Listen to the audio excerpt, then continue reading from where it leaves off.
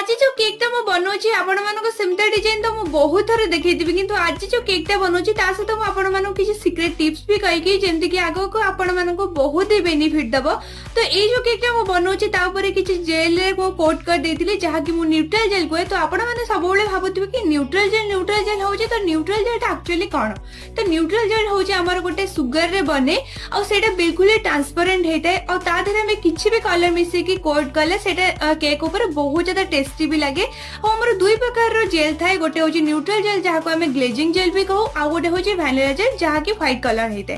तो आपण माने भाबुथिबे कि ए जो साइड रो मो क्रीम गोरा को काढी दोची कोन पई सेटा काहे कि ना न्यूट्रल जेल ऊपर किछि भी फ्लावर्स बनेले सेटा जमा भी खसीबनी और बहुत ही स्टेबल रहइबो। आपण माने ट्राई करबे और निहाती मते कमेंट करबे कस्टमर को दे केक टा बहुत ज्यादा भल लागिला आपण माने केमदी लागले मते निहाती मते कमेंट करबे लाइक करबे बिल्कुल भूलिबेनी।